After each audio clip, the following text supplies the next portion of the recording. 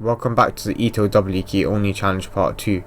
Yes, as you may have noticed, I am actually starting to use my voice in videos for the first or perhaps the second time if you scroll down deep within my channel. Let me know in the comment section if I should use my voice in more future videos, because personally, subtitles and especially text-to-speech feel really cheap and uninteresting. Apologies if my voice may sound unclear since this is the first time I've done something like this. Anyways, let's get right to the main part of the video.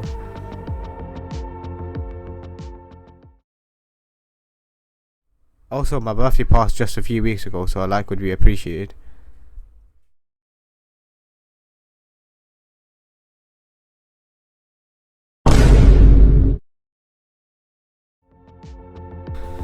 As soon as I unlocked Ring 2, I started to play the Tower phone snapping, which was generally not too bad but was an introduction to semi-modern gameplay, which will probably be a lot more harder than classic gameplay as they are obviously more complex. There were a few parts that I loot failed, such as the spinners, but not for too long as they moved too slowly to be difficult.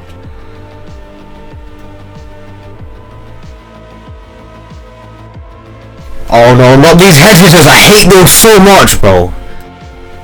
Overall, Tower phone snapping was quite fun to play with its beginner friendliness and coherent gameplay, which makes this a great first medium tower, although things are about to get much more harder from here. And for your interest, I did not fail the final floor's outside section.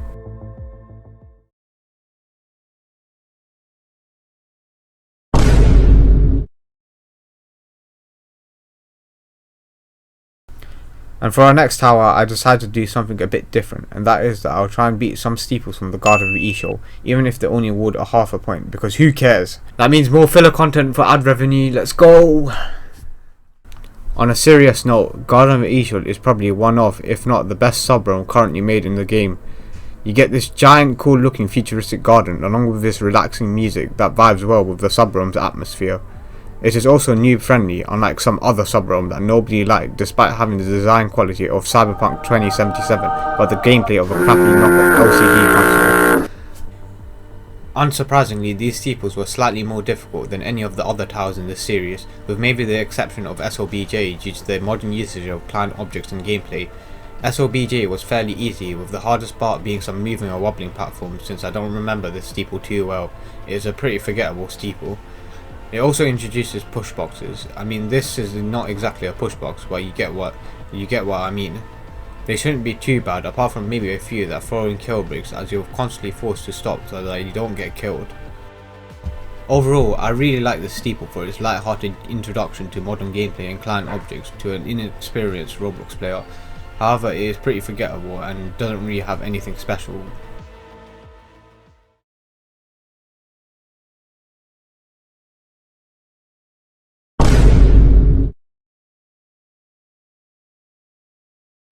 After SOBJ, I decided to try SODS, which was okay apart from one fairly annoying moving platform part that was tight.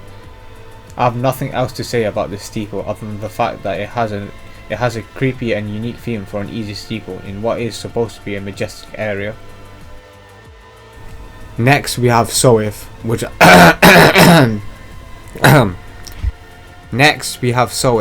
which I had pretty much the same experience as SODS, being alright and nothing too special apart from a few spikes. The last steeple in this video was Steeple of Nightfall. This steeple was the hardest out of all 4 of the steeples, with its semi-janky gameplay and tight spinning platforms. This pusher spinner section though was interesting as it was a bit different to other spinners. You would have to hug the wall to build the spinner's momentum. It took some time to learn but was overall very easy. Okay, since to unlock Ring 3 we need at least one hard tower beaten, so I decided that I would do the absolute classic Tower of Hell. This tower was proven to be a massive step up from the rest, as I actually had to practice a few sections before I attempted to beat it. I'll just go over how each floor went in terms of enjoyment and difficulty. Floors 1 to 4 were straightforward as most of the jumps are large and spaced out. Well, they are the easiest floors in the tower. Floor 5 is when things actually started to ramp up in terms of difficulty, where clusters of tight 2 to 3 stud long jumps are introduced along with these funky trusses. I also for some reason kept on fumbling the second incline truss section because I always undershot this platform. Floor 6 is probably my least favourite floor out of all of them. Along with its mildly annoying music, I mean, this tower has the most random music ever along. It is spammed with falling platforms, and the conveyor can throw you off, although easy to get used to. And a few sections, especially the cramped 2x1 stud spam, can send you all the way down back to floor 1. Floor 7 to 8 was slightly harder than floor 6 due to its length and unforgiving outside section.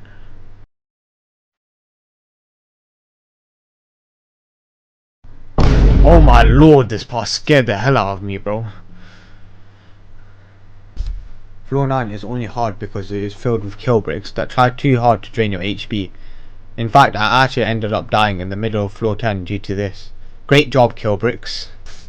Floor 10 took a while because I kept on loot failing on what is most likely the hardest part of the tower. These studs are not only invisible but spaced out in such a weird way which makes the camera movement much more precise than far out. Despite floor 10 taking up likely half the run, it is my favourite floor in the tower because it's just really fun. Let's also not forget about this banger music.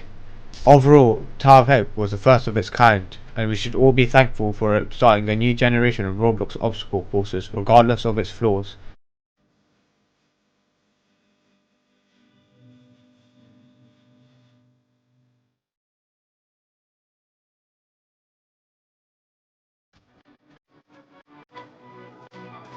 Alright, so originally I was going to do the recently added Tower of Noticeable Infuriation. Since this tower was new, I tried beating this tower on my main account just to get the feel of this tower. The route progression is similar to most towers, being quite varied. There were loads of jumps that required me to flip my camera to the other side, along with it being quite long. Then I decided to do the Steeple of Pursuit instead and save this for later. Yeah, this steeple is just awful. Despite its nature as a speedrun steeple, it has a lot of fast spinning platforms, so I'd have to get lucky in order to pass through them, and most of the jumps were spaced out terribly. So I decided to skip this tower. Now let's reveal the final tower of this video.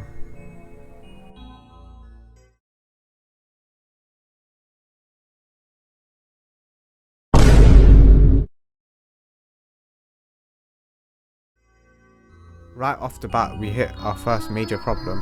I stumbled across this one stud squeeze section right after the first button. I initially attempted to get through this part by hugging the wall at multiple angles. However, I concluded that this part was actually impossible, so I was trying to figure out what to do for a couple of minutes until I discovered a fairly difficult skip where you had to jump from the top of a sloped platform to the cylinder.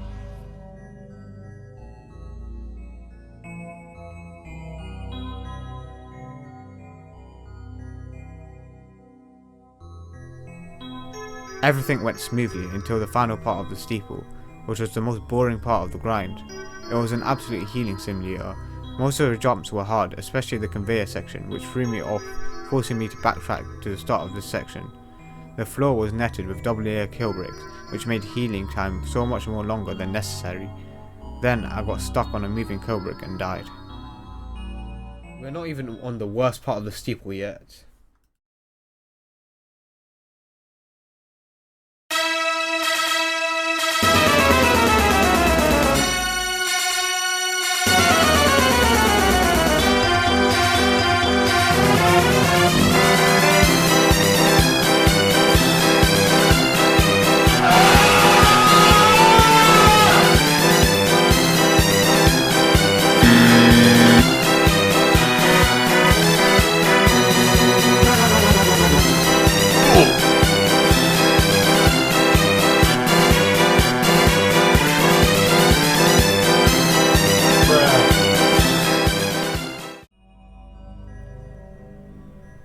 Overall, Steeple of Overgrowth was the hardest, yes harder than Tower of Heck, and was the least enjoyable, mainly from the last few sections of the steeple that are extremely unforgiving and hard to stymie. It took me a couple of days and a guide from Adamir to realise that the wind pad wasn't actually located at the start of the steeple.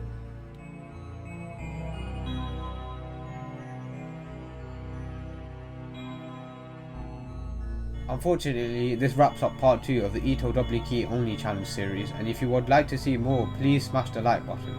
The next video will not likely be a part 3, so stay tuned for something new. I hope to see you guys soon. Goodbye.